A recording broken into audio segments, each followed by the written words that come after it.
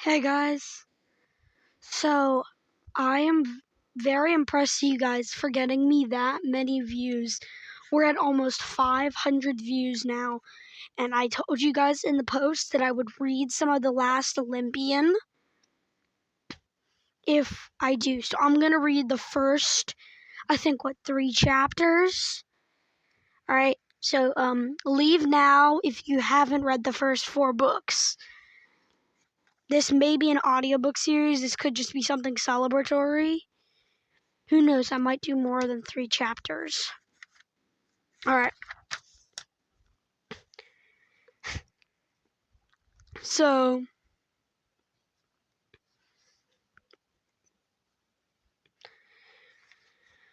Chapter 1. I go cruising with explosives. The end of the world started when a Pegasus landed on the hood of my car. Up until then, I was having a great afternoon. Technically, I wasn't supposed to be driving because I wouldn't turn 16 for another week, but my mom and my stepdad, Paul, took my friend Rachel and me to this private stretch of the beach on the South Shore, and Paul let us borrow his Prius for a short spin. Now, I know you're thinking, wow, this is really irresponsible of him, blah, blah, blah. But Paul knows me pretty well. He's seen me slice up demons and leap out of exploding school buildings. So he probably figured taking a car a few hundred yards wasn't exactly the most dangerous thing I'd ever done. Anyway, Rachel and I were driving along. It was a hot August day. Rachel's red hair was pulled back in a ponytail. I hate Rachel. This is not in the book. I hate Rachel. Rachel's red hair was pulled back in a ponytail, and she wore a white blouse over her swimsuit. I'd never seen her wear anything but ratty t-shirt and paint-splattered jeans before. She looked like a million golden drachmas. Wow, Percy. On Annabeth? Oh, pull up right there, she told me. We parked on a ridge overlooking the Atlantic. The sea is always one of my favorite places, but today it was especially nice. Glittery green and as smooth as glass, as though my dad was keeping it calm just for us. My dad, by the way, is Poseidon. He can do stuff like that. So, about that invitation. Oh, right. I tried to sound excited. I mean, she'd asked me to her family's vacation house on St. Thomas for 3 days. I didn't get a lot of offers like that. My family's idea of a fancy vacation was a weekend in a rundown cabin on Long Island with some movie rentals and a couple of frozen pizzas. And here Rachel's folks were willing to let me tag along to the Caribbean. Besides, I need a vacation. This summer had been the hardest of my life. The idea of taking a break even for a few days was really tempting. So something big was about to go down any day now. I was on call for a mission. Even worse, next week was my birthday. There was this prophecy that said when I turned 16, bad things would happen. Lol, that's literally how every Percy interaction goes. He says, at 16, bad things happen. Wow, and it didn't even say that.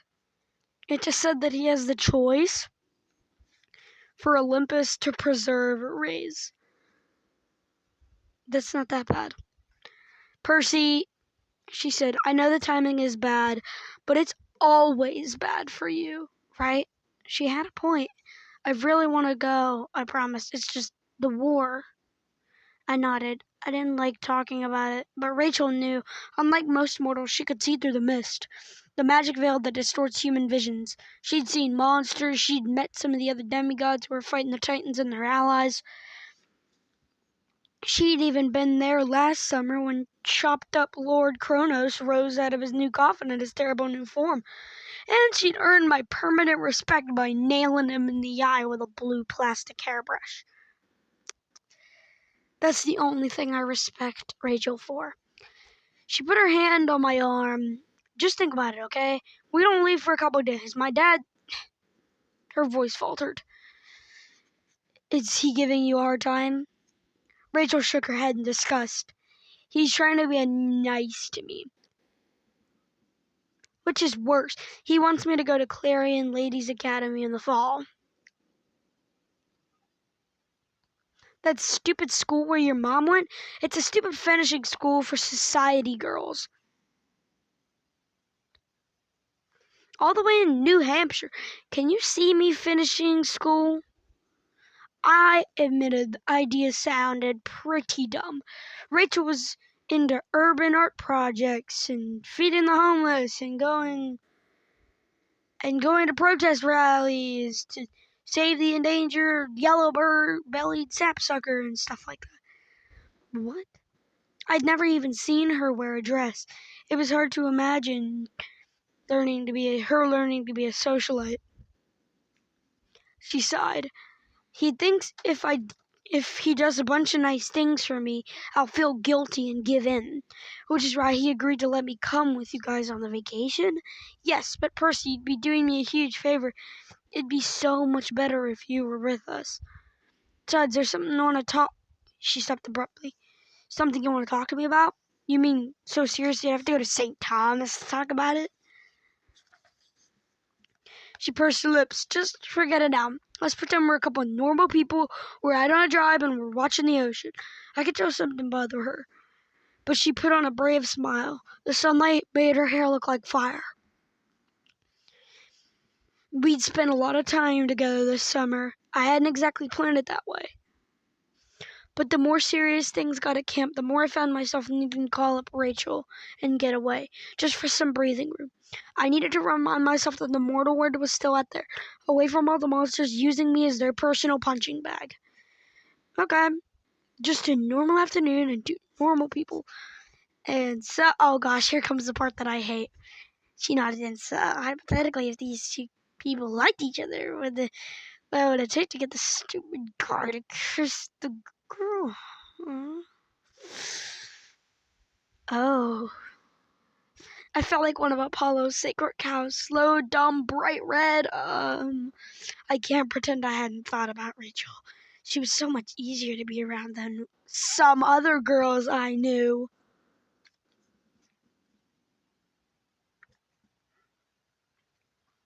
Wow, how dare Percy!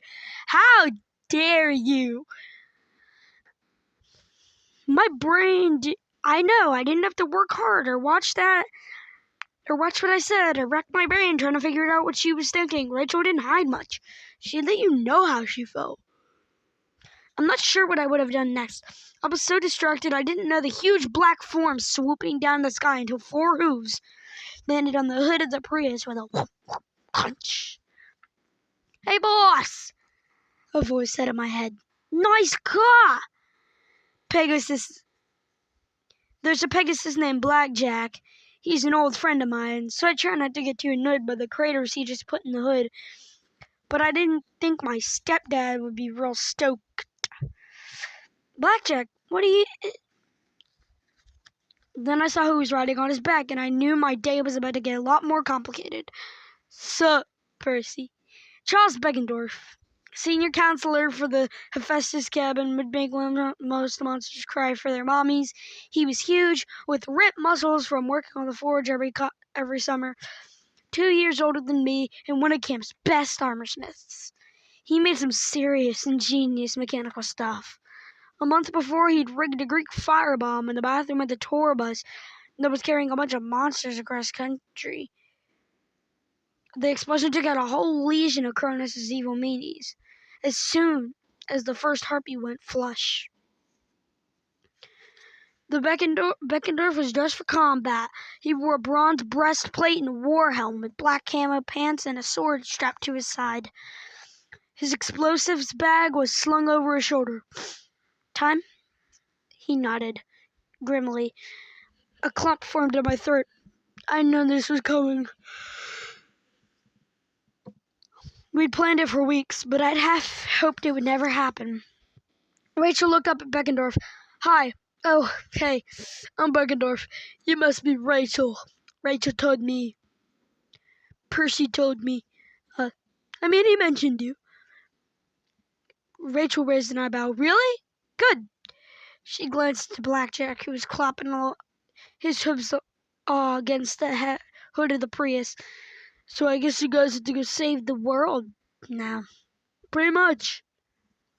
I looked at Rachel helplessly. Would you tell my mom? I'll tell her. Sure, she's used to it. And I'll explain to Paul about the hood.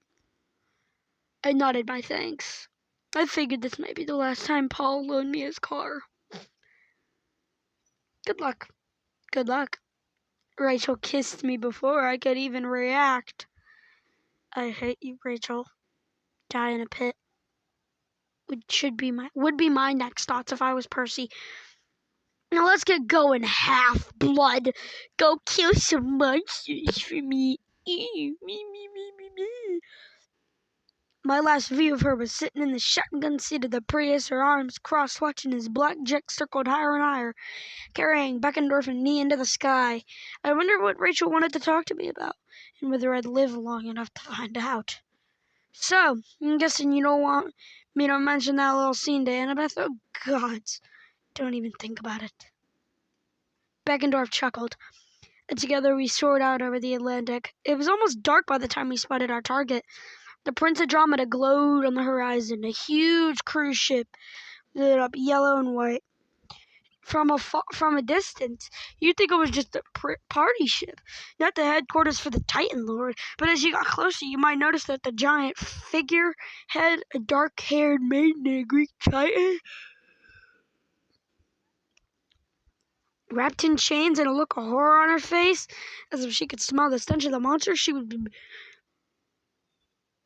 being forced to carry. Seeing the ship again twisted my gut into knots. I'd almost died twice on the Princess Andromeda. Now it was heading straight for New York. You know what to do. Beckendorf yelled over the wind. I nodded. We'd done dry runs at the dockyard in New Jersey, using abandoned ships as our target. I knew how little time we would have, but I also knew this was our best chance to end Kronos' invasion before it ever started. Blackjack sat us down on the lowest stern deck. Gotcha, boss. Man, I hate seeing that boat.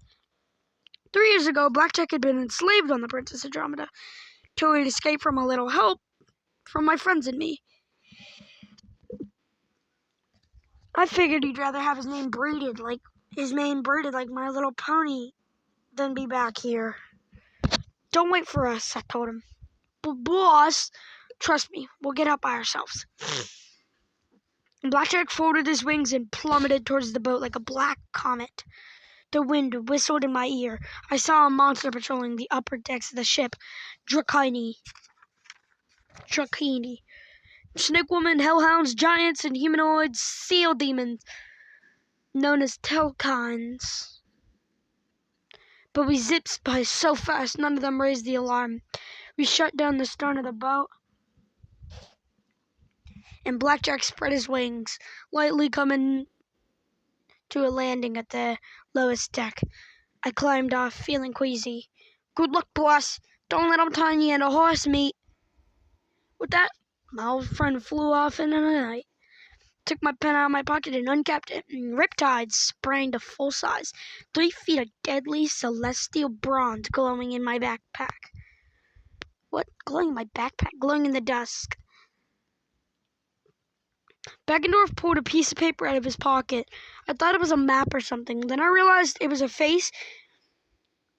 The smiling face of Selena Beauregard, daughter of Aphrodite. They had started going out last summer. After years of the rest of us saying, duh, you guys like each other. Even with all the dangerous missions, Beckendorf had been happier this summer than we'd ever seen him. We'll make it back to camp. For a second, I saw worry in his eyes. Then he put on his old confident smile. You bet. Let's go blow Kronos back to a million pieces. Beckendorf led the way, followed a narrow corridor to a service stairwell, just like we'd practiced. But we froze when we heard noises above us. Care what your nose says, snarled a half-human, half-dog voice, a Telkine. The last time you smelled half-blood turned out to be a meatloaf sandwich. Meatloaf sandwiches are good, second voice snarled. But this is half-blood scent. I swear they're on board. Blah, your brain isn't on board. They continued to argue, and Beckendorf pointed downstairs, descended as quietly as we could. 2 floors down, the voice of a Telkine started to fade. Finally, we came to a metal hatch. Hold on.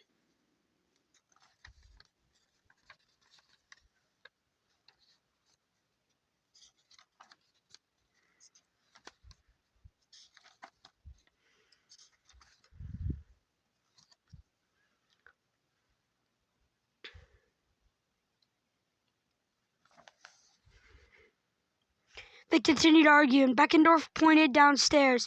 We descended as quickly as we could. 2 floors down, the voice of Telkine started to fade. Finally, we came to a metal hatch. Beckendorf mouthed the words, engine room.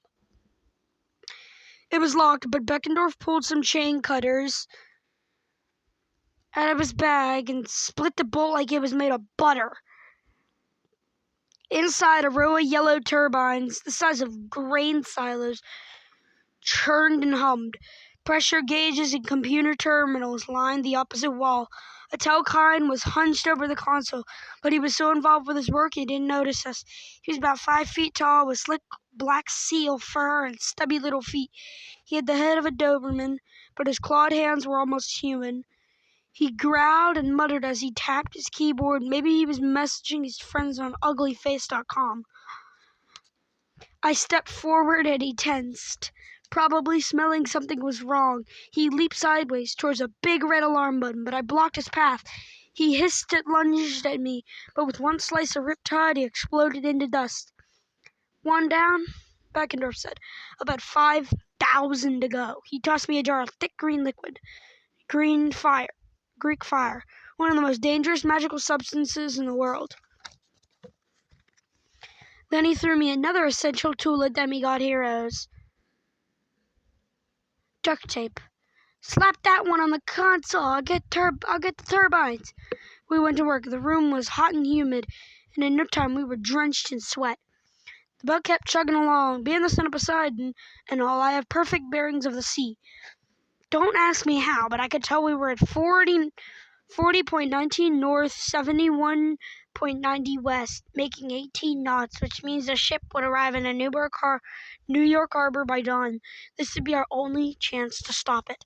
I had just attached a second jar of Greek fire to the control panels, but I heard the pounding of feet on metal steps. So many creatures coming down the stairwell, I could hear them over the engines. Not a good sign.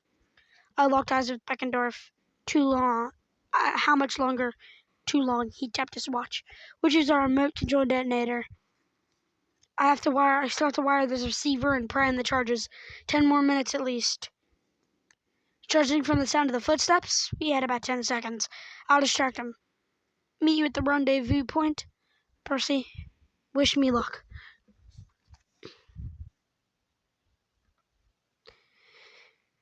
He looked like he wanted to argue. The whole idea had been to get in and out without being spotted, but we were gonna have to improvise. Good luck, he said. I charged out the door. A half-dozen Telkines were chomping down the stairs. I cut through them with riptide faster than they could yelp. I kept climbing past another Telkine who was so startled he dropped his little demon's lunchbox. I left him alive, partly because his lunchbox was cool, partly so he could raise the alarms and hopefully get his friends to follow me rather than head toward the engine room. That's the saddest death in Percy Jackson. When the ship explodes, it's gonna be the saddest death. Rather than head towards the engine room, I burst through a door onto deck 6 and kept running. I'm sure the carpeted hall had once been very plush, but over the last 3 years of monster occupation and wallpaper, carpet, stateroom had been clawed up and slimed, so it looked like the inside of a dragon's throat. And yes, unfortunately, I speak from experience. Gosh. Back of my first visit on the Prince Andromeda, my old enemy Luke had kept some dazed tourists on board for show, shrouded in mist, so they didn't realize they were on a monster-infested ship. Now, I didn't see any signs of tourists. I hate to think about what happened to them, but I kind of doubted they'd been allowed to go home with their bingo winnings. I reached the promenade, big shopping mall that took up the whole middle of the ship, and then I stopped cold. In the middle of the courtyard stood a fountain, and in the fountain squatted a giant crab. I'm not talking giant like $7.99 all you can eat Alaskan king crab. I'm talking giant, like bigger than the fountain. The monster rose 10 feet out of the water. Its shell was mottled blue and green. Its pincers longer than my body. Have you ever seen a crab's mouth? It's foamy and gross with whiskers and snapping bits. You can imagine this. This one didn't look any better, blown up to a billboard size. Its beady black eyes glared at me, and I could see intelligence on them. And hate. The fact that I was the son of the sea god and was not going to win me any points with Mr. Krabby. It hissed, sea foam dripping from its mouth, the smell coming off it like it was a garbage can full of fish sticks that had been sitting in the sun all week. Alarms blared. Soon I was going to have lots of company, and I had to keep moving. Hey, Krabby! I inched around the edge of the courtyard. I'm going to go scoot around you, so... The crab moved with amazing speed. It scuttled out of the fountain and came straight at me, pincers snapping. I dove into a gift shop, plowing through a rack of t-shirts. A crab pincer smashed the glass wall to pieces and raked through the room. I dashed back outside, breathing heavily, but Mr. Krabby turned and followed. "There! Intruder!" a voice said from the balcony above me. If I wanted to create a distraction, I'd succeeded, but this is not where I wanted to fight. If I got pinned down in the center of the ship, I was crab chow. The demonic crustacean lunged at me. I sliced with Riptide, taking off the tip of its claw. It hissed and foamed, but it didn't seem very hurt. I tried to remember anything from the old stories might help me with this thing. Annabeth had told me about a monster crab, something about Hercules crushing under his foot. That wasn't going to work here. This crab was slightly bigger than my Reeboks. Then a weird thought occurred to me. Last Christmas, when my mom and I had brought Paul Blowfist to our old cabin in Montauk, where we'd been going forever. Paul had taken me crabbing, and when he brought up a net full of the things, he'd show me how crabs have a chink in their armor, right in the middle of their ugly bellies. The only problem was getting to the ugly belly. I glanced at the fountain, then to the marble floor, already slick from scuttling crab tracks. Held up my hand, concentrating on the water, and the fountain exploded. Water sprayed everywhere, 3 stories high, dousing the balconies and the elevators and the windows of the shops. The crab didn't care. It loved water. It came at me sideways, snapping and hissing, and I ran straight at it, screaming, "Ah!" Just before we collided, I hit the ground baseball style and slid on the wet marble floor, straight under the creature. It was like sliding under a 7-ton armored vehicle. All the crab had to do was sit and squash me. Before it realized what was going on, I jabbed Riptide into the chink in its armor, let go of the hilt, and pushed myself out of the backside. The monster shuddered and hissed. Its eyes dissolved, its shell turned bright red as its insides evaporated. Then the empty shell clattered to the floor in a massive heap. I didn't have time to admire my handiwork. I ran for the nearest stairs while all around me monsters and demigods shouted orders and strapped on their weapons. I was empty-handed. Riptide, being magic, would appear in my pocket sooner or later. But for now, it's stuck somewhere under the wreckage of the crab. I had no time to retrieve it. In the elevator foyer on deck 8, a couple of Dracani slithered across my path. From the waist up, there were women with green, scaly skin, yellow eyes, and forked tongues. From the waist down, they had double snake trunks instead of legs. They held spears and weighted nets. What is this? A prize for Kronos. I wasn't in the mood to play Break the Snake. But in front of me there was standing with a model of a ship, like a "You Are Here" display. I ripped the model off the pedestal and hurled at the first Dracani. The boat smacked her in the face, and she went down with the ship. I jumped over her, grabbed her friend's spear, and swung her around. She slammed into the elevator. I kept running to the front of the ship.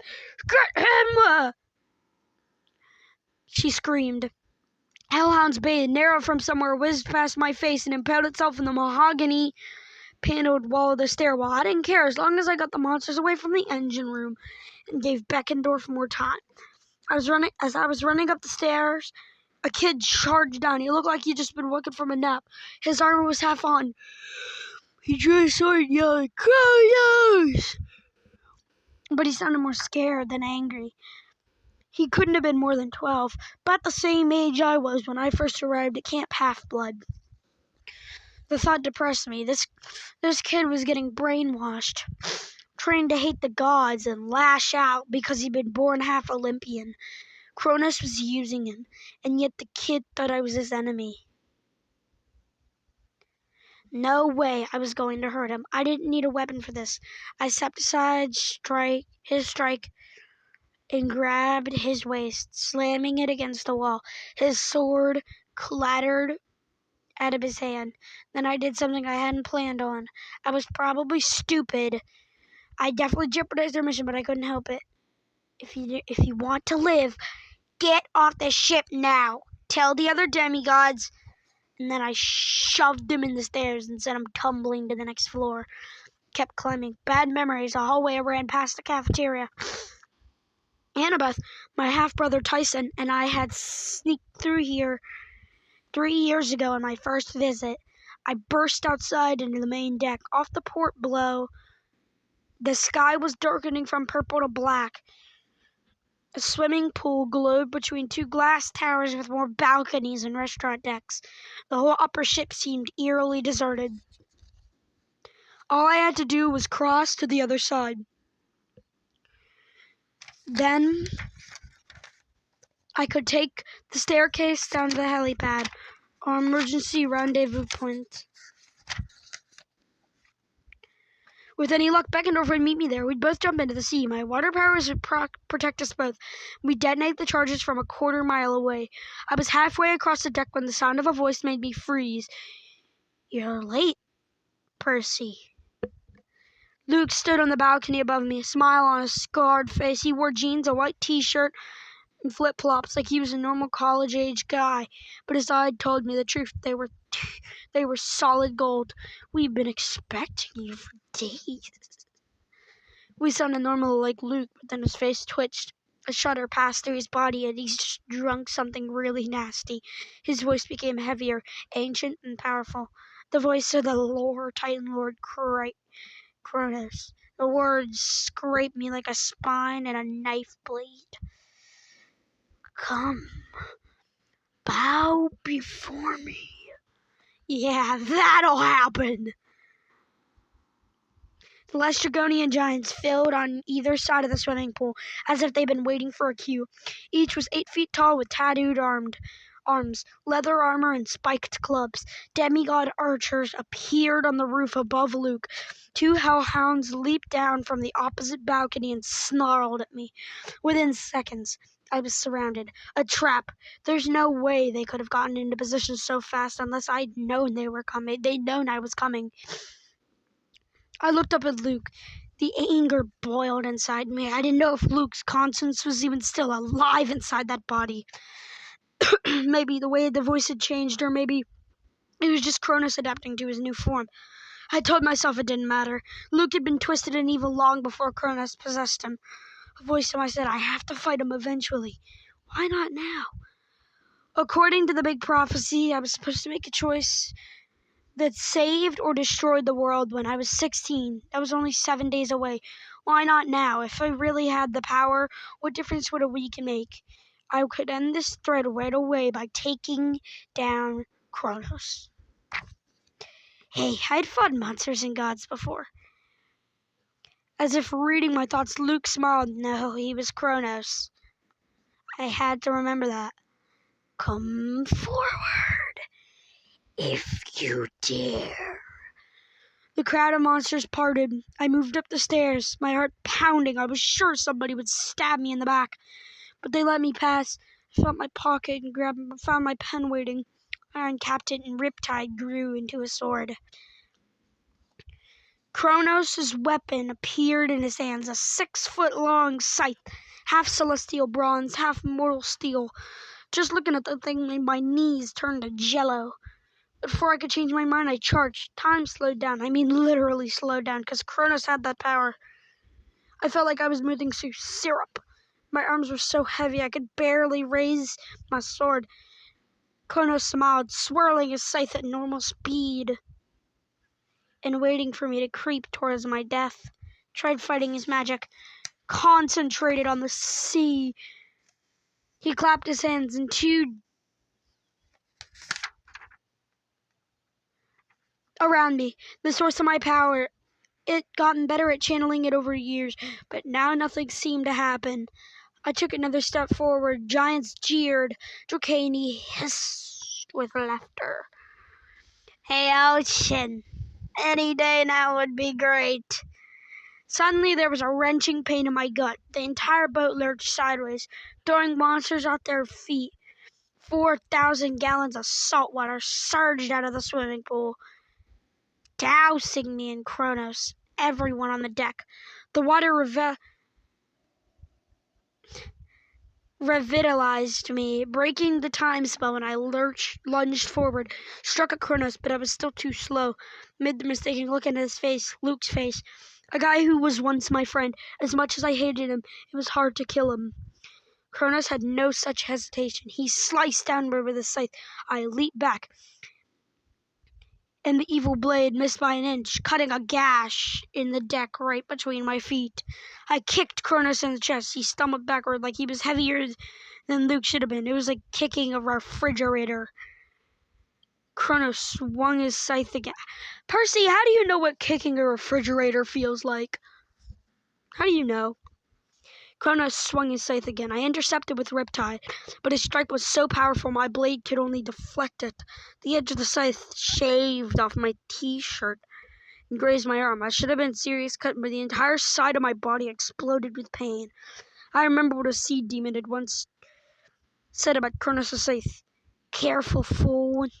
One touch and the blade will sever your soul from your body. Now I understood what he meant. I wasn't just losing blood. I could feel my strength, my will, my identity draining away. I stumbled backward and switched my sword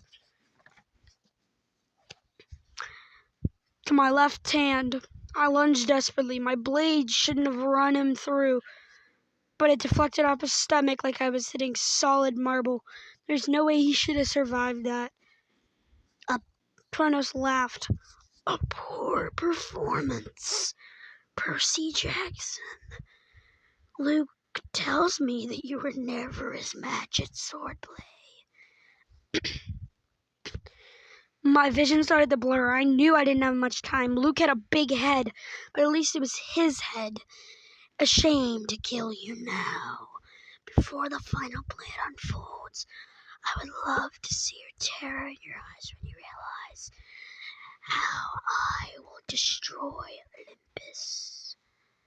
You'll never get this boat to Manhattan. My arm was throbbing. Black spots danced in my vision. And why would that be? Kronos' golden eyes glittered his face. Luke's face seemed like a mask, unnatural and lit from behind by some evil power. Perhaps you're counting on your friend with the explosives. He looked down at the pool and called, Nakamura! A teenage guy in full Greek armor pushed through the crowd, his left eye covered with a black patch. I knew him, of course, Ethan Nakamura, son of Nemesis. I'd saved his life in the labyrinth last summer, and in return the little punk had helped Kronos come back to life. Success, my lord. We found him, just as we were told. He clapped his hands, and two giants lumbered forward, dragging Charles Beckendorf between them. My heart almost stopped. Beckendorf had a swollen eye, cuts all over his face and arms. His arm was gone, and a T-shirt was nearly torn off. No! Beckendorf met my eyes. He glanced at his hand like he was trying to tell me something. His watch. I hadn't taken it yet, and that was the detonator. Was it possible the explosives were still armed? Surely the monsters would have dismantled him right away. We found him amidships, one of the giants said. Tried to sneak in the engine room. Can we eat him now? Soon.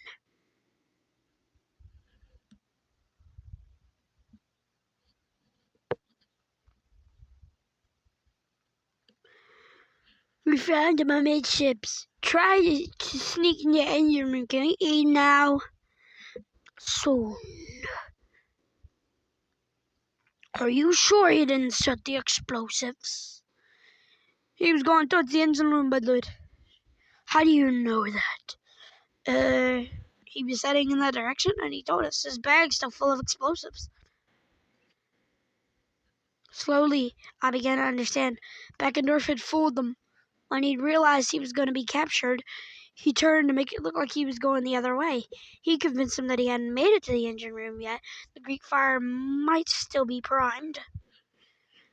But that didn't do us any good unless we could get off the ship and detonate it. By the story,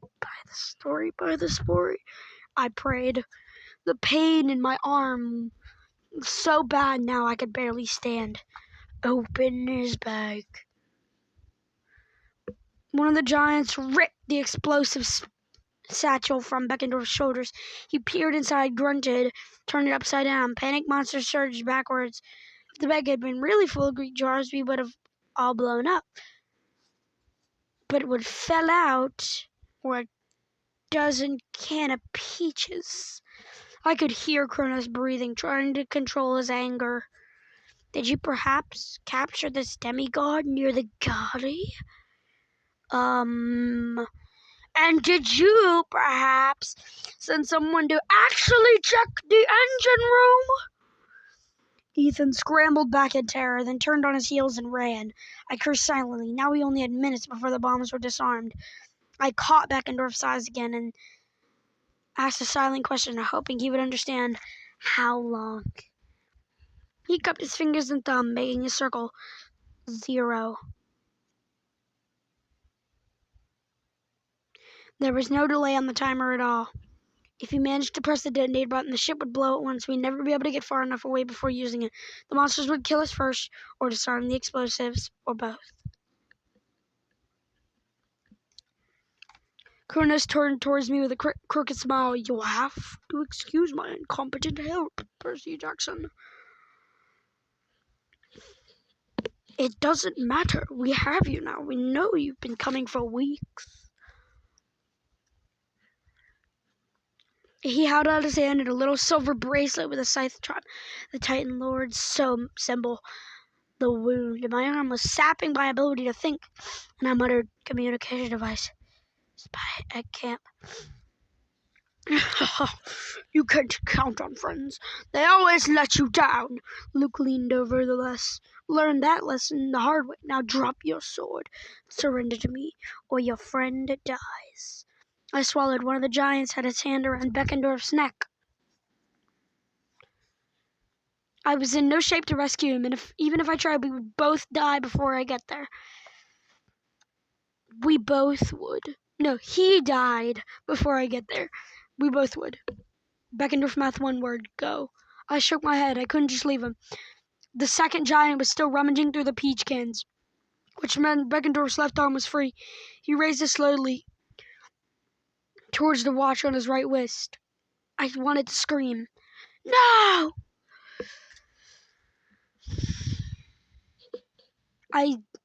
Then down by the swimming pool, one of the Dracani hissed, what is he doing? What is that on his wrist? Beckendorf closed his eyes tight and brought his hand up to his watch. I had no choice. I threw my sword like a javelin at Kronos, bounced harmlessly off his chest, but it did startle him. I pushed through the crowd of monsters and jumped off the side of the ship, towards the water 100 feet below. I heard rumbling deep in the ship. Monsters yelled at me from above. A spear sailed past my ear. An arrow pierced my thigh, but I barely had time to register the pain. I plunged into the sea and wailed the currents to take me far, far away, 100 yards, 200 yards. Even from that distance, the explosion shook the world. Heat seared the back of my head.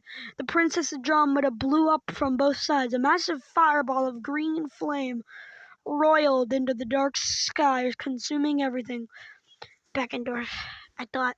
Then I blacked out, sank like an anchor towards the bottom of the sea. So guys, I didn't realize how long that chapter was actually going to be. So we're going to have to end the video now. But trust me, when I will post the next milestone very soon, where we can read the next couple chapters. Alright guys, see you in the next video. Bye!